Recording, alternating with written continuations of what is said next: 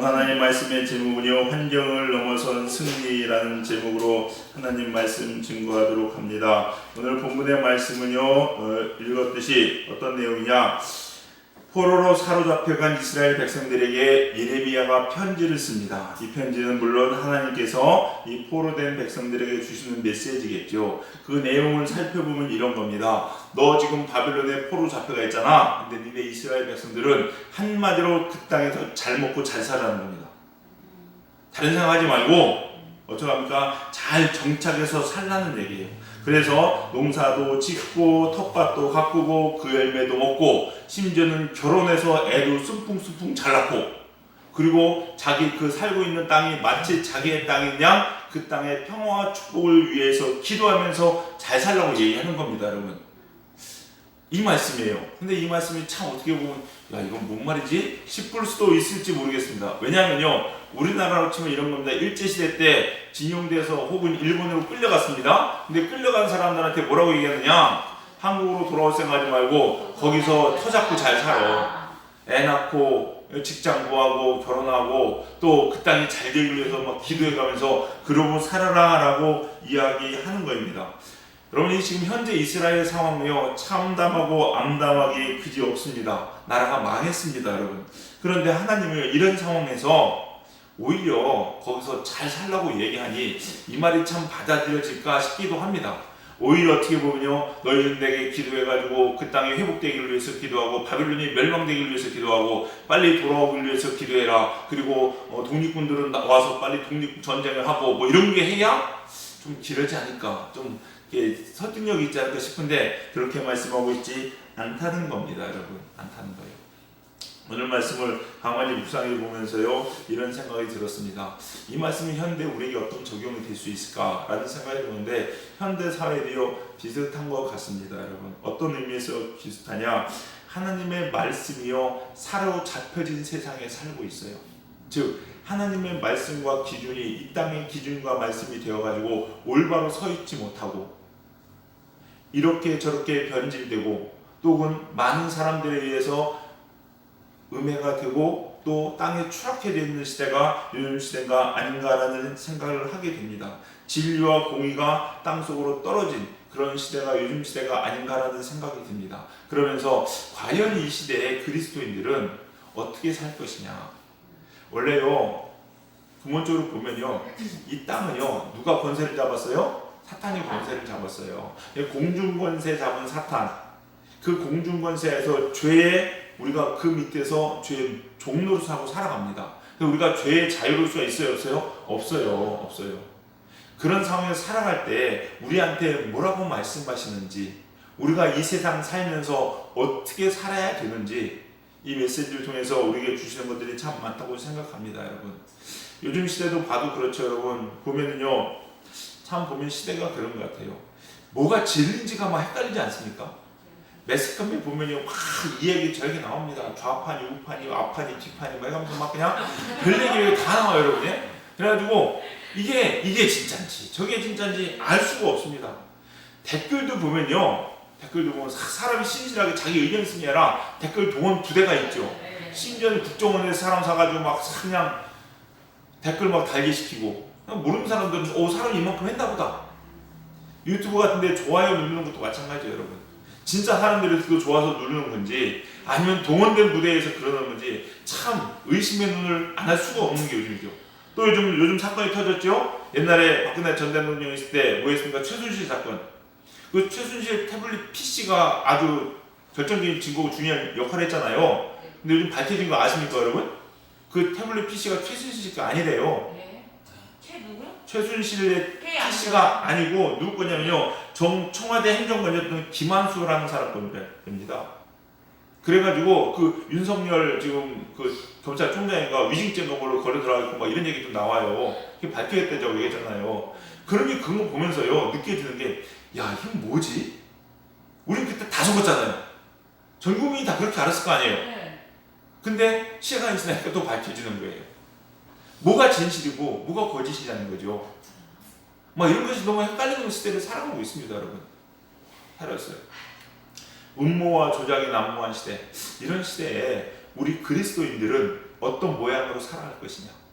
이런 공중권세자는 사탄의 이런 거짓들이 판치고 죄악들이 판치는 이 시대에 우리는 어떤 마음으로 어떤 자세로 살아가야 과연 승리하는 그리스도인의 삶을 살 수 있을 것이냐. 오늘 이 말씀을 통해서 우리가 살펴봤으면 좋겠는데요. 첫 번째는요, 현재를 성실히 살아가라는 겁니다. 여러분, 주어진 이 상황들 있잖아요. 이 자리, 여러분의 그 자리에서 할 수 있는 여러분의 일에 최선을 다하시라는 겁니다. 직장인들은요, 일 열심히 하세요. 여러분, 농땡이 치지 말고. 장사하시는 분들은요, 열심히 아이디어 내서 장사하시고요. 가정주부들은요, 집 쓰고 닦으면서요, 열심히 가정 살림 잘하세요. 여러분, 공부하는 학생들은요, 공부 열심히 해야 돼요. 여러분, 이게 하나님께 우리에게 바라시는 거, 원하시는 거예요. 여러분, 이게 기본이에요. 이게 기본. 자, 포로로 됐는데 하나님께서 뭐라고 말씀하시니까 거기 보니까 세 가지를 명하시는데, 첫 번째 보니까 정착해라, 그리고 결혼해라, 그리고 세 번째 그 땅의 평화를 위해서 기도하라라고 이야기합니다. 여러분, 왜 이렇게 말씀하실까요? 왜 하나님께서 포로된 나라에 가서 세상에 포로로서 그 땅에 정착하라고 얘기하고 빨리 빠져나오고 국리하라고 아이디어 짜라라고 기도하라고 얘기하는 것이 아니라 결혼하고 그 땅의 평화를 구하면서 살라고 이야기합니다. 왜 그럴까요, 여러분? 왜 그럴까요? 하나님의 때가 있습니다, 여러분. 하나님의 때를 준비하는 거예요, 여러분. 하나님의 때를. 하나님이 일하실 그때에 내가 내 자리에서 열심히 준비해서 준비된 자가 돼야 하나님의 일을 이룰 수 있다라는 겁니다, 여러분. 이게 참 중요해요, 여러분. 중요해요. 옛날에 그런 적이 있었습니다. 올림픽하고 2002년 월드컵, 2004년 올림픽 뭐 이런 게 있었죠. 그때 할 때요, 제 기억에 올림픽 같은 가 본데 이게 편파 판정 시비가 붙은 거죠. 그러니까 딱 누가 봐도 우리나라 사람한테 불리한 판정을 내리는 거예요. 그래가지고 막 국민들을 열받고 막 씩씩거리고 이랬던 적이 있거든요. 여러분 보세요. 우리가요, 그렇게 나라가 약하고 연약하고 뭣도 없고 해가지고 연약하게 정말 불의의 판정을 받았다 칩시다. 그러면요, 그 판정 받아서 화나고 열나는 것, 그거 보면서 화나고 열날 수 있겠죠, 여러분. 화나고 열낸 상태에서 여러분이 해야 될 건 뭔가요? 뭐겠습니까? 내가 해야 될 자리에서 최선 다하는 거예요, 여러분. 고등학생이 그걸 보다가 열이 받았어요. 그러면 씩씩거리면서 뭐 해야 됩니까? 공부하고 들어가야죠. 내가 공부하리라. 이게 진짜요, 제대로 하는 거예요, 여러분. 직장인들은요, 화나고 열받잖아요. 내가 열심히 해서 이 나라의 민족 부국강국 만들리라. 내 산업전에서 열심히 일하리라. 근데 열심히 일하는 거예요, 여러분. 이게 우리가 해야 될 자세라는 거예요, 여러분. 자세.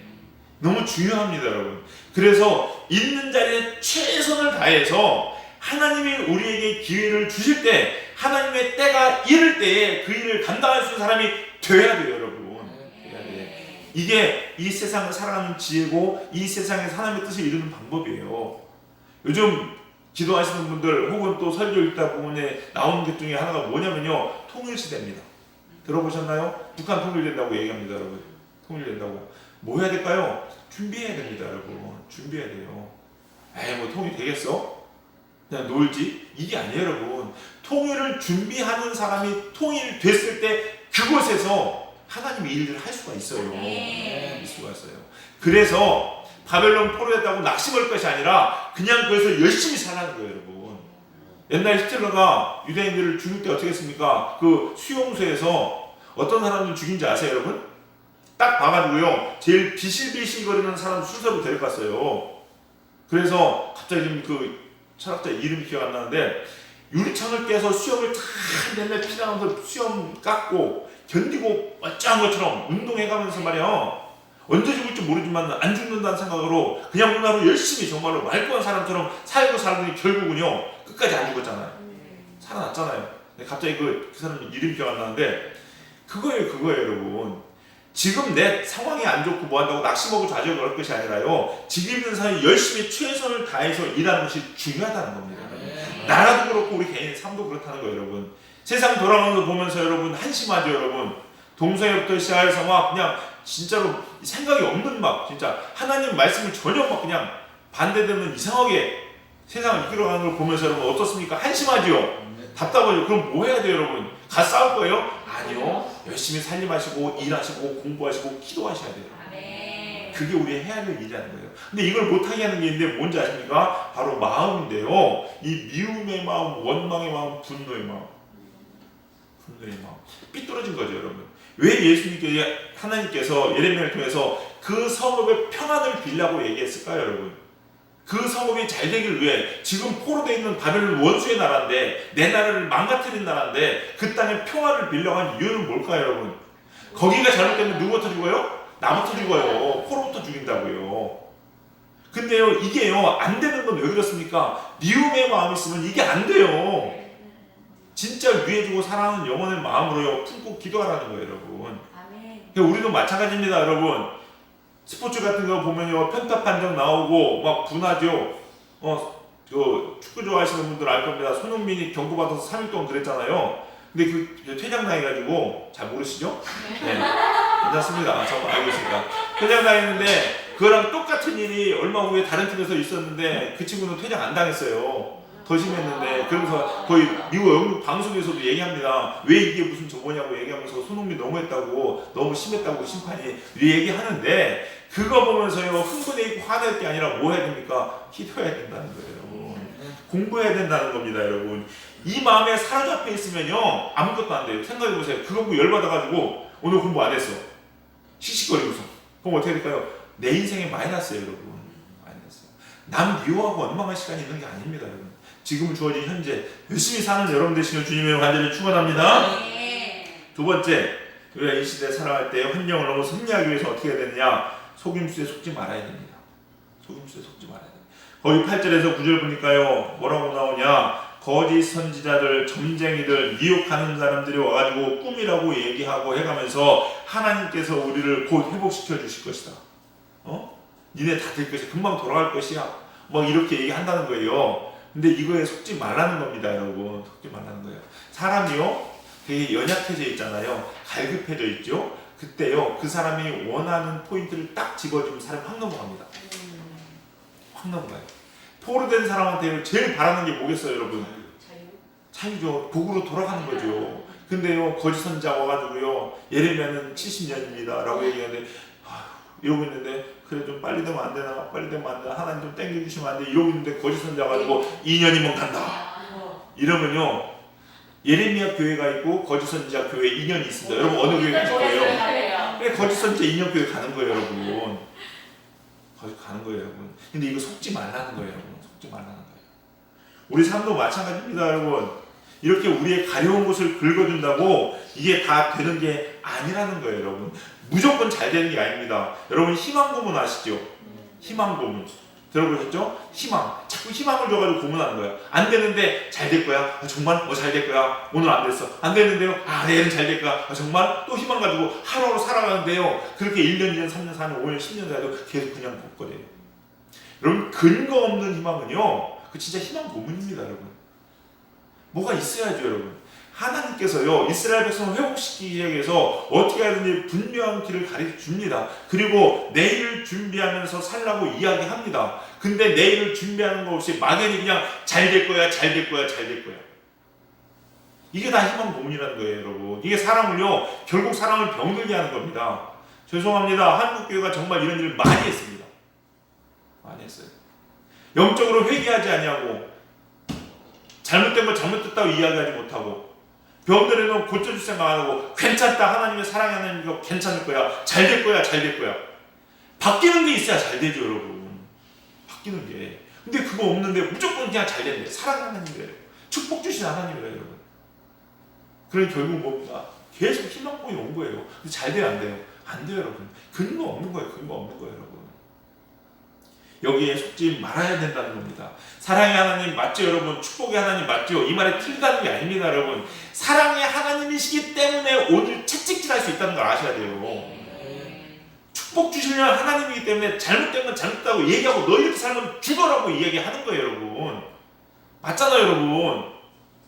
잘못된 길을 가는데도 괜찮아 이야기하는 건 결국 그 사람 죽이라는 것밖에 아니잖아요. 이거에 속으면 안 된다니까요, 여러분. 이거에 속으면 안 돼요. 우리 사랑하는 성도님들 넘어가지 마시기 바랍니다. 이단의 특징이 뭐예요, 여러분? 이단의 특징이 이런 거잖아요. 종말 준비하기 위해서 오늘을 버리라는 거예요, 여러분. 곧 종말이 온다는 거예요. 집 팔고 뭐 팔고 다 팔고 너 천국 갈 건데 이게 뭐 필요하냐는 거죠. 그러면서 나한테 오라는 거죠, 여러분. 그 사람들이 속아서 가는 거 아니에요, 여러분. 다 팔고. 특히 마음이 연약한 사람, 무너져 있던 사람들. 그래, 빨리 천국 주님 왔으면 좋겠다. 천국 갔으면 좋겠다. 나머지 있는 재산 이거 뭐 필요해? 주님 오신다는데 다 팔아버리고 그냥 다 줘버리고 가서 기다렸는데 하루 가도 이틀이 가도 안 오는 거 아니에요, 주님은요. 근데 성경을 가만히 보세요, 여러분. 성경은요, 주님이 언제 오신지 아십니까? 두 사람이 밭을 매다가 한 사람은 들림받고 한 사람은 남고 뭐 하고 있다가 밭 매다가 일하다가 주어진 내 상황에서 최선을 다해서 살아가다가 그러다 주님 오시는 거예요, 여러분. 주님 오시려고 산속에 들어가서 또 물에 들어가서 다 몰려있다 오시는 게 아니라니까, 여러분. 그러다 지진나면 그거 깔려 죽어요. 큰일 나요. 우리 사랑하는 성도님들, 정말 거짓된 희망론에 속지 마시고 하루하루 열심히 스스로를 채찍질하면서 살아가는 여러분 되시기 간절히 소망합니다.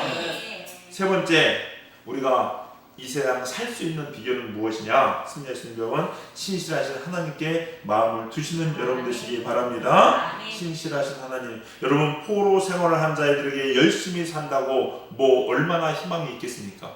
그래봤자 포로 아니겠어요? 맞지요? 혹시나 해서 이렇게 발버둥치고 저렇게 발버둥친다고 될 것 같습니까? 포로는 포로입니다, 여러분. 포로는 포로예요. 근데요, 그럼에도 불구하고 이들이 하나님 앞에서 하루하루 이렇게 살 수 있었던 것은 무엇입니까? 하나님의 약속. 하나님이시기 때문에 그래요. 하나님이시기 때문에. 거기에 소망과 희망이 있기 때문에 그렇습니다, 여러분. 여러분들이 죄악이 만연해 있고 정말로 온갖 눈만 돌리면 죄를 찾는데 정말로 고민 5초도 안 걸리는 이 세상 살지만은 그래도 여러분이 희망이 있고 하루하루 이 시간 나와서 기도하고 예배할 수 있는 이유는 뭐겠어요, 여러분? 누가 있기 때문에? 하나님. 신실하신 하나님이 있기 때문에 그렇습니다, 여러분. 그럼 우리 그 하나님 붙잡고 살아야 돼요, 여러분. 그게 희망이에요, 그게 희망. 성경 한번 읽어볼까요? 11절부터 13절까지 11절부터 13절까지 같이 읽겠습니다. 11절부터 13절 읽겠습니다. 시작. 여호와의 말씀이시라. 너희를 향한 나의 생각을 내가 아나니 평안이요 재앙이 아니니라. 너희에게 기대와 희망을 주는 것이니라. 너희가 내게 부르짖으며 내게 와서 기도하면 내가 너희들의 기도를 들을 것이요 너희가 온 마음으로 나를 구하면 나를 찾을 것이요 나를 만나리라. 아멘. 이거예요, 여러분. 내가 오늘 하루를 성실히 살 수 있는 근거는 하나님이 내 기도를 들으신다는 거예요. 나를 버리지 않으신다는 거예요. 나를 향한 하나님의 그 신실하신 그 축복이 변하지 않는다는 거예요, 여러분. 이것 때문에 우리는 오늘 하루를 성실히 살 수 있는 거고요. 환경과 상황에 관계없이 담대하게 예수의 이름 부르면서 나갈 수 있는 겁니다, 여러분. 내 앞에 골리앗이 있어도요, 누가 있으니까 하나님이 계시니까 돌배돌 던지는 거예요, 여러분. 이게 그리스도입니다, 여러분. 우리 사랑하는 성도님들, 코로나로부터 시작해서 지금 세계 경제까지 난리도 아니죠, 여러분. 다 단절됐고 막혔고 가게 문 닫는 데고 막 한두 곳이 아니고 지금 직장인들 실직자들 막 쏟아져 나오고, 여러분. 그러죠, 여러분. 이럴 때 어떻게 하시겠습니까, 여러분? 아, 이제는 희망이 없다. 자포자기 하실래요? 아니요. 오늘 말씀 뭡니까?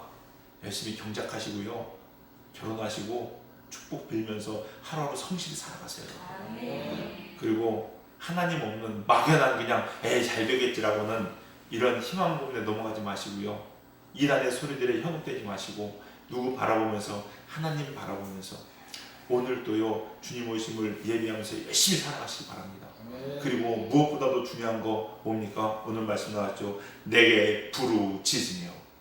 하나님께 부르짖으며. 하나님께 피하는 자는요 절대 잘못되지 않습니다, 여러분. 코로나 왔다가도요, 코로나 길 잊어먹어서 다른 데로 간다니까. 하나님께 피하는 자는요,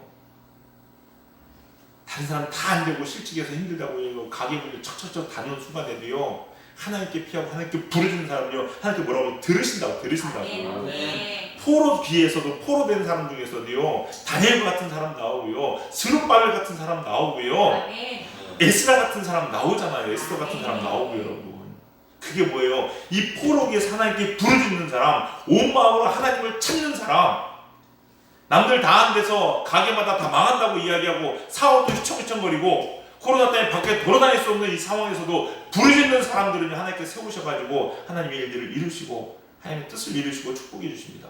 우리 사랑하는 사람들 절대 이만 놓지 맙시다. 하나님께 부르짖어 기도하시고 하나님께 근거를 주시고 나아가서 꼭 하나님의 축복을 이루시는, 다 받은 누리시는 우리 사랑하는 성도들 다 되시기를 주님의 이름으로 간절히 축원합니다. 기도하시겠습니다.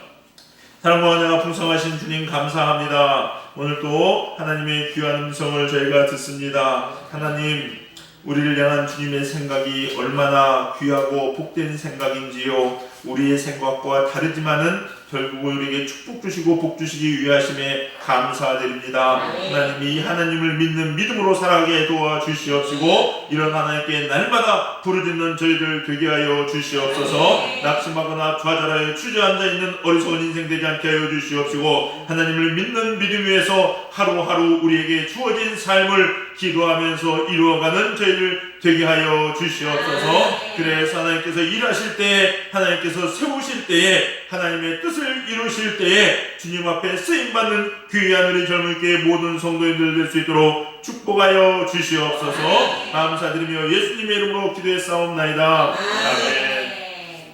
할렐루야. 여기 계신 분들은 다 오시는데 가정에서 예배 드리시는 분들은요 꼭 예배 잘 신령과 진정으로 들으시기 바랍니다. 그리고 미리 광고 말씀드리면요, 감리교는 이렇게 교회 조직이 있죠.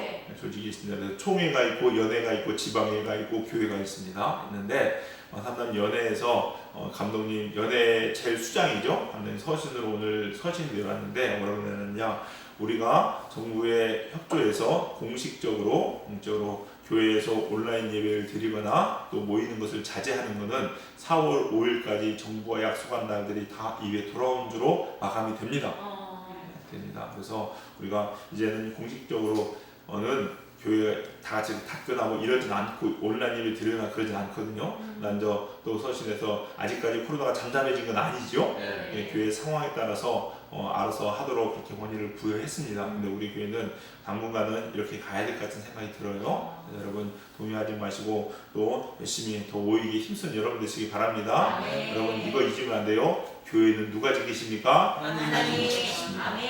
하나님의 사람들은 하나님 지키시는 줄 꼭 믿으시기 바랍니다. 다른 말씀 없으시면 우리 찬양하시고 주님 가르쳐 주신 기도로 예배 마치도록 하겠습니다. 405장 찬양하시겠습니다.